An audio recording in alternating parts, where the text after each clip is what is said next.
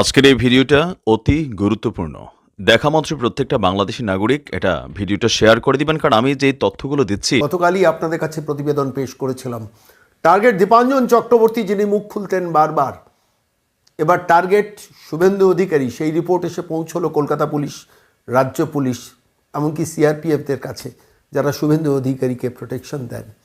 তাদের কাছে খবরটা এসে পৌঁছলো দিল্লির সর্বোচ্চ স্তরের গোয়েন্দা বিভাগ থেকে 24 থেকে 26 ডিসেম্বরের মধ্যে শুভেন্দু অধিকারী অ্যাটাকড হতে পারেন। দুটি নির্দিষ্ট সংগঠন, হরকত উল জিয়াদ ইল ইসলাম, নামটা আরেকবার পড়ছি, হরকত উল জিয়াদ ইল ইসলাম, এবং আরেকটি সংগঠন হিজাব উদ তাহির, এই দুটো সন্ত্রাসবাদী বাংলাদেশের সংগঠনের 3 জন ব্যক্তিকে নির্দিষ্টভাবে দায়িত্ব দেওয়া হয়েছে সরাসরি শুভেন্দু অধিকারীকে আক্রমণ করার। ভাবতে পারছেন কি ভয়ানক রাজ্যে আমরা বসবাস করছি, যেখানে বাংলাদেশের দুটো টেররিস্ট সংগঠন 24 থেকে 26 ডিসেম্বরের মধ্যে শুভেন্দু অধিকারীকে অ্যাটাক করার প্ল্যান নিয়েছিলেন, এবং এরপরেও সেটা হতে পারে। সেই খবরটা এলো দিল্লির গোয়েন্দা দপ্তর থেকে। পশ্চিমবঙ্গের গোয়েন্দারা কি করছিলেন, রাজ্য গোয়েন্দা দপ্তর কি করছিলেন, রাজ্য গোয়েন্দার অফিসাররা তাহলে কি নাকে তেল দিয়ে ঘুমোচ্ছিলেন নাকি they are told to take rest? এই প্রশ্নটা আজকে 25 ডিসেম্বর বড়দিনে সর্বসমক্ষে করছি। এই খবরটা কেন রাজ্যের গোয়েন্দা দপ্তর রাখতে পারে না, যে পশ্চিমবঙ্গে প্রায় 2000-এর ওপর কিলোমিটার বর্ডার রয়েছে এবং যে সীমান্তে অসুরক্ষিত বিস্তীর্ণ অঞ্চল রয়েছে, যেখানে 72টা আউটপোস্টে এ রাজ্যের মুখ্যমন্ত্রী মমতা বন্দ্যোপাধ্যায় নবান্ন থেকে 2015 সাল থেকে বারবার কেন্দ্রীয় সরকার জমি চাওয়ার পরও দেয়নি। আমরা কোথায় বসবাস করছি একটু ভাবুন তো। কালকে দীপাঞ্জন চক্রবর্তীর কথা বলেছিলাম, আজকে শুভেন্দু অধিকারী কথা বলতে হচ্ছে, তার কারণ সর্বভারতীয় মিডিয়া এই স্টোরিটা এক্সপোজ করলো। আমার মনে হয়েছে যে এই তথ্য নিয়ে একটু বিশ্লেষণটা করা দরকার। আমরা কেউ সেফ নই। আপনারা যারা ক্যামেরার ওপারে রয়েছেন, আপনি যদি মনে করেন আমি তো নিশ্চিন্ত, আমি তো রাজনৈতিক ফিল্ডে নেই, আমি তো প্রকাশ্যে কোনো কথা বলি না, আমি সাইলেন্টলি আমার বাড়িতে বসি, টিভি দেখি, কাগজ পড়ি, আপনার বাংলা বার্তা শুনি না, আপনি সেফ নন। কারণ আপনার পরিবারকে বাইরে বেরোতে হয়। আপনি যে বাড়িতে আছেন, আপনার বাড়ির পাশের ফ্ল্যাটে কে আছেন আপনি খবর রাখেন? রাজ্য গোয়েন্দা দপ্তরই তো খবর রাখে না। তার কারণ নিশ্চিতভাবে তাদের বলে দেওয়া আছে খবর না রাখতে। আমি এই কথাটা জোর দিয়েই বলছি, তার কারণ রাজ্যের গোয়েন্দা দপ্তরের কাজ কি সেটা নিয়ে প্রশ্ন বারবার করেছি, আবারও করব, 100 বার করব। এই মুহূর্তে দাঁড়িয়ে যখন বাংলাদেশ সংকট চলছে, সেই সময় একটা রাজ্য সরকারের যে ভূমিকা পালন করা উচিত ছিল, তারা করছেন কি? বুকে হাত দিয়ে বলুন তো। অসমের ডিজিপি বলছেন এসটিএফকে পাঠাচ্ছেন, তবে হরিহর পাড়া থেকে আব্বাস আলীদের ধরা হচ্ছে, মিনারুল শেখদের ধরা হচ্ছে, যারা মাদ্রাসা খুলে 4 মাস ধরে বসেছিলেন, যারা আল কায়দার আউটফিট হিসেবে কাজ করছিলেন, ওই মুর্শিদাবাদের মাটিতে অপারেট করছিলেন। কি নির্লজ্জভাবে সুপ্রতিম সরকাররা বসে ভবানী ভবন থেকে প্রেস কনফারেন্স করে বলছেন আমাদের কাছে খবর ছিল। তো খবর ছিল তো 4 মাস ধরে কি করছিলেন? কাবজাল দিচ্ছিলেন। সরি টু সে, কথাটা বলতে খারাপ লাগছে, একজন এফিশিয়েন্ট পুলিশ অফিসারকে দিয়ে প্রেস স্টেটমেন্ট করাচ্ছেন, অথচ তাকে ধরার দায়িত্বটা তো রাজ্য পুলিশের ছিল। জম্মু কাশ্মীর পুলিশ খবর পাচ্ছে, তবে ক্যানিং থেকে টেররিস্ট ধরা হচ্ছে। ওয়াই? যে টেররিস্ট আবার ক্যানিং হসপিটালের উল্টো দিকে বসে আছেন, শৌকতের এলাকায় ঘাঁটি গেড়ে বসে আছেন, এবং তাকে পাকিস্তানের হ্যান্ডেলাররা তারা নির্দেশ দিয়ে পাঠিয়েছেন যে কিভাবে ক্যানিং থেকে সমুদ্রপথে বাংলাদেশে যাওয়া যায় বা নেপাল দিয়ে যাওয়া যায়, সেসব অপারেশন ফাইনাল করো, বাংলাদেশে জঙ্গিদের সঙ্গে কোঅপারেট করো, এবং পশ্চিমবঙ্গে জঙ্গি খুঁজে বার করো। তাই তো কী করছিল রাজ্য পুলিশ? কেন ক্যানিং থেকে রাজ্য পুলিশ ইন্টারসেপ্ট করেনি সরাসরি নিজস্ব খবরে? কেন জম্মু কাশ্মীরের পুলিশ খবর দেবে, তবে ক্যানিং থেকে ইন্টারসেপ্ট করতে হবে, ধরতে হবে অপরাধীকে? জাভেদ মুন্সিকে কেন ধরতে হবে? এই প্রশ্নগুলো করবেন না আপনারা? একটার পর একটা, ধরুন একটার পর একটা জঙ্গি ধরা পড়ছে, আর জঙ্গি আমরা দেখছি লালগোলাতে দেখলাম ভোটার কার্ড করে বসে আছে, আমরা দেখছি নওদা ভোটার কার্ড করে বসে আছে। কার সহযোগিতায়? কিছু হলেই দেখবেন তৃণমূলের ওই সব চোরচিটিংবাজ মুখপত্রগুলো বলতে শুরু করেন বিএসএফ যদি ছেড়ে দেয় আমরা কি করবো? আরে তোমরা ধোয়া তুলসী পাতা। সারা রাজ্যটা কে চালাচ্ছে? বর্ডার সিকিউরিটি ফোর্সের 50 কিলোমিটার এর এরিয়া নমিনেশনে কে বিরোধিতা করেছিল? আপনারা বিরোধিতা করেছেন। 72টা আউটপোস্টে জমি কারা দেননি? তৃণমূল কংগ্রেস সরকারের তরফ থেকে জমিটা অ্যাকোয়ার করে দেওয়ার প্রসেসিংটার দায়িত্ব তাদের থাকে, তা নাহলে কেন্দ্রীয় সরকার জমি অ্যাকোয়ার করতে পারে না। সেটা দেওয়ার কথা ছিল 72টা আউটপোস্টের জমি পর্যন্ত বর্ডার সিকিউরিটি ফোর্সকে দেওয়া হয়নি। উল্টে বর্ডার সিকিউরিটি ফোর্সকে বারবার মুখ্যমন্ত্রী প্রত্যেকটা সভায় গণশত্রু হিসেবে চিহ্নিত করেন। কী স্বার্থে, কেন, কিসের জন্য? আজকে প্রশ্ন করবেন না আপনারা কেউ সেফ নন। আপনার পরিবারের লোকজন কলকাতার রাস্তায় বেরোবেন। ঈশ্বর করুন, ঈশ্বর যদি রক্ষা করেন, কলকাতা পুলিশের সেই এফিসিয়েন্সি নেই। করবেন কি করে? ম্যাম করতে করতেই তো দিন চলে যায়। রাজ্য পুলিশের ম্যাম করতে করতে তো দিন চলে যায়, রাত চলে যায়। কি করে অপরাধীদের চিহ্নিত করবেন, ধরবেন? আজকে দিল্লির গোয়েন্দারা খবর পাঠাচ্ছেন যে এই প্রতিষ্ঠান দুটো হরকত উল জিহাদ ইল ইসলাম এবং হিজাব উদ তাহির, এই দুটো জঙ্গি সংগঠনকে দায়িত্ব দেওয়া হচ্ছে, 3 জনকে দায়িত্ব দেওয়া হচ্ছে শুভেন্দু অধিকারীকে অ্যাটাক করার জন্য।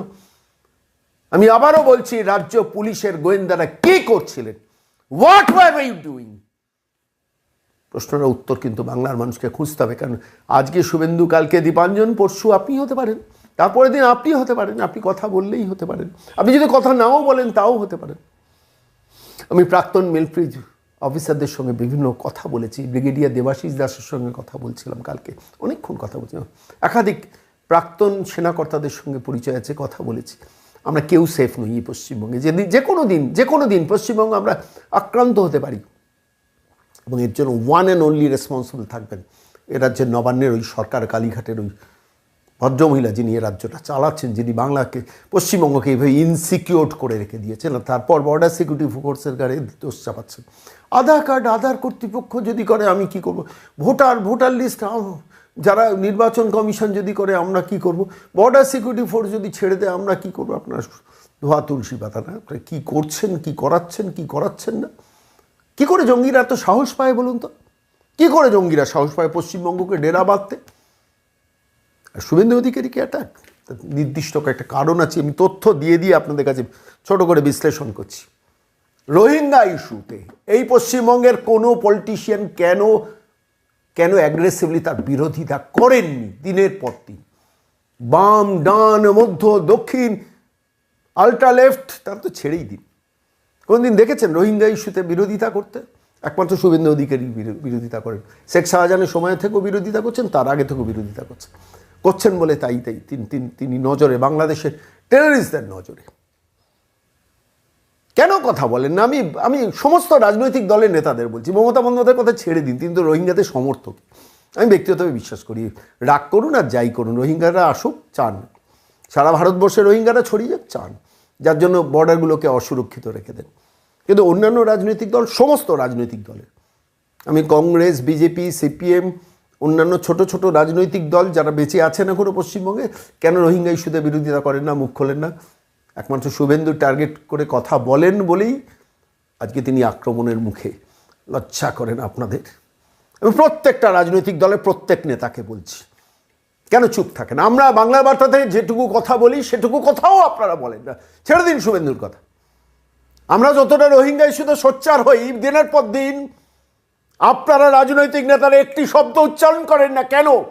আপনি কংগ্রেস হতে পারেন, আপনি বিজেপি হতে পারেন, আপনি সিপিএম হতে পারেন, কেন কথা বলেন না আপনারা?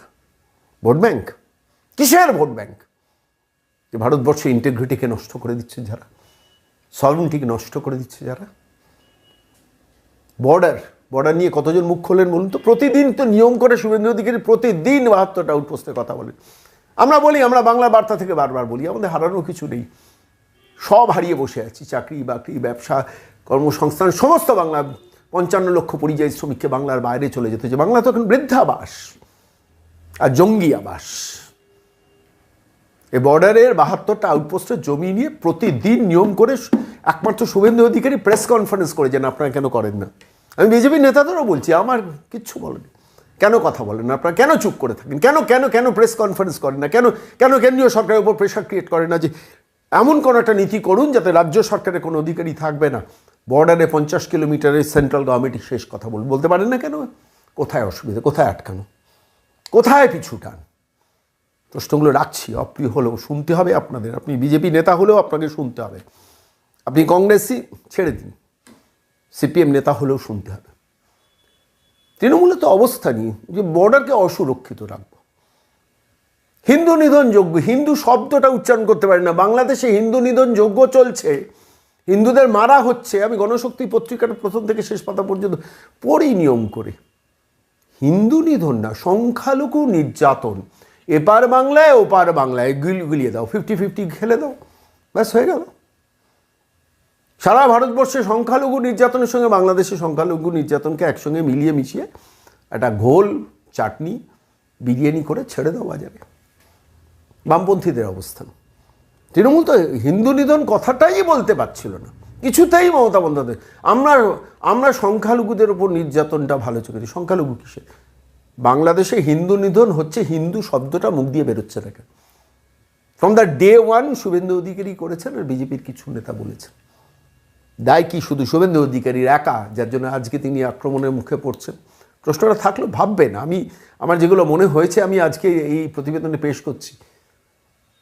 আরে বাংলাদেশে তো হিন্দুদের মারছে মারছে মারছে। চিন্ময় মহারাজ একা নয়, কত মানুষকে মেরে শেষ করে দিয়েছে, লাট করে দিয়েছে। এখনো সেকুলারিজমের গুলি খেয়ে ধোঁয়াশার জগতে থাকবেন তো? এই সেকুলারিজমই কিন্তু বাংলাদেশে শেষ পর্যন্ত হিন্দুদের তাড়িয়ে ছাড়ছে। তথাকথিত লিবারেল সেকুলারিজম এই ভারতবর্ষের। একা দায় শুভেন্দুর, সবাই চুপ থাকবেন, আর তাই আক্রমণের মুখে ওই মানুষটা পড়বেন। শেষ বাংলাদেশের মিলিটারি খুব আস্ফালন করছে না, এই করে নেবো, 4 ঘন্টার মধ্যে দখল করে নেবো, 2 ঘন্টার মধ্যে এই করে দেবো, এই ড্রোন পাঠিয়ে দেবো, এই তুরস্কের ড্রোন পাঠিয়ে দেবো। খুব লাফালাফি করছেন বাংলাদেশিরা, জানেন না তাদের ক্ষমতা কতটা। শুভেন্দু কী বলেছেন? আমাদের 40টা রাফাল হাসিমারা এয়ারপোর্টে আছে, দুটো ওপারে চলে গেলেই প্যান্ট হলুদ হয়ে যাবে। বড্ড গায়ে লেগেছে, তাই না? আমি বলছি ভারত সরকারের কাছেও বক্তব্য, একটু ফোঁস তো করুন, অসুবিধাটা কোথায়? ফোঁসটা দরকার। বাংলাদেশ ভাবছে যা পারবো তাই করে নেব, হতে দেওয়া যাবে না। নো, নেভার, কিছুতেই নয়। এই প্রতিজ্ঞাটা কেন ভারত সরকারের তরফ থেকেও রাখা হবে না?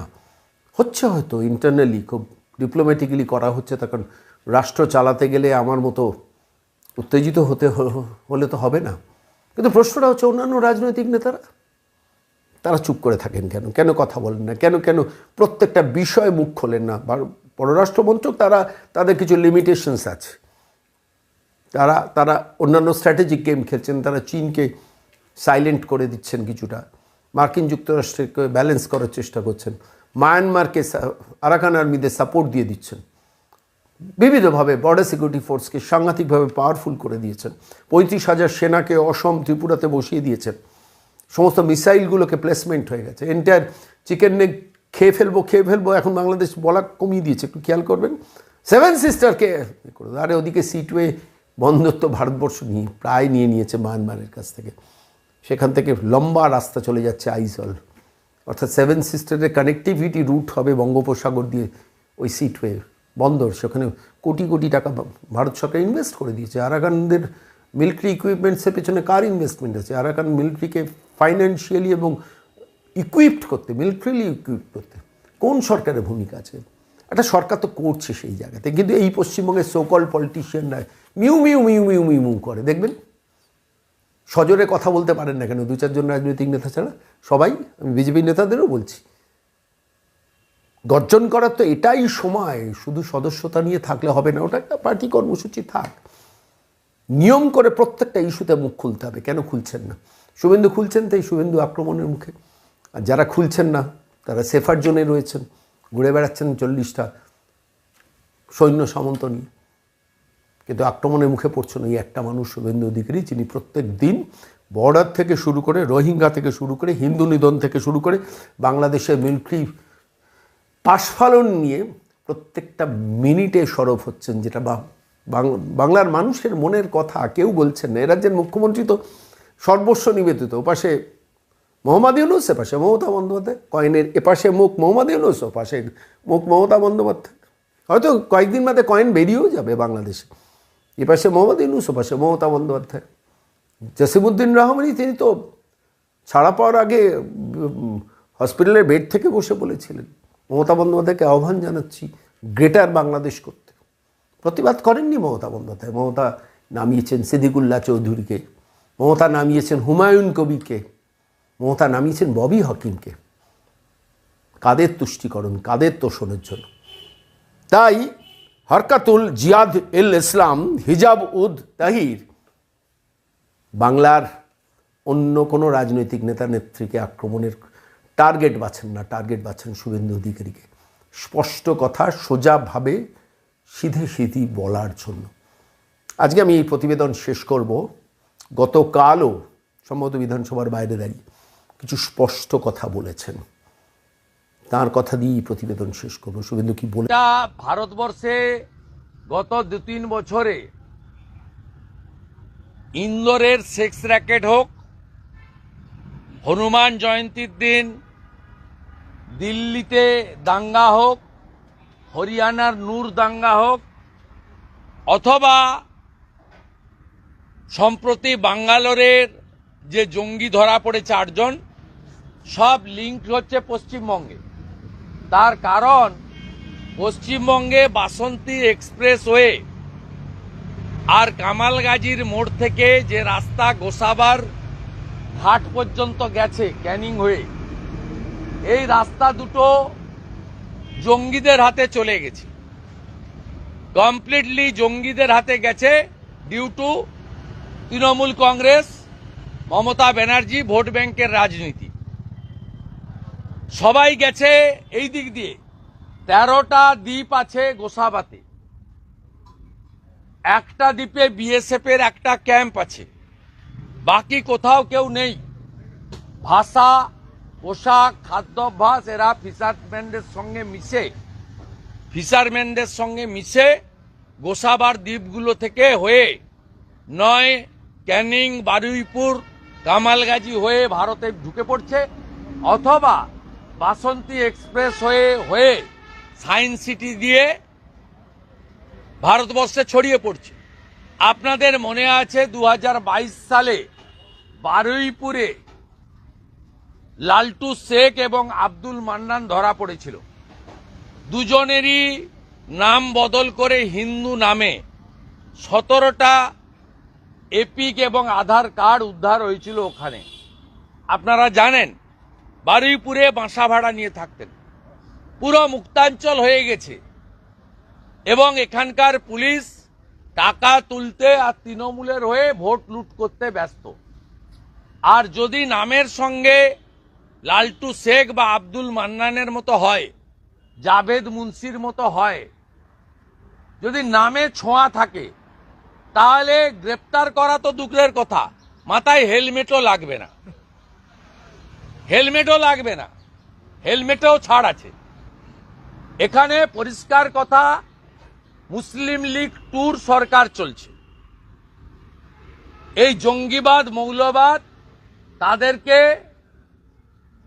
বাঁচিয়ে রেখেছেন মমতা বন্দ্যোপাধ্যায়। তারা ভোট লুট করে, তৃণমূলকে ভোটে জেতায়। তৃণমূল নেতাদের যখন মিছিল মিটিংয়ে লোক দরকার হয়, গাড়ি ভাড়া দিতে হয় না, এরা পাবলিক ক্রাউড সাপ্লাই দেয়। যে সাপ্লাই গত মাসে এখানে আপনারা দেখেছেন, এ মাসে দেখেছেন যে সিদ্দিকুল্লাহ চৌধুরী 8 বছর, 10 বছর, 12 বছরের মাদ্রাসার বাচ্চাগুলোকে নিয়েছে এইখানে কি মিথ্যা মিথ্যা কথাগুলো বলে গেলেন রানী রাসমণি রোডে।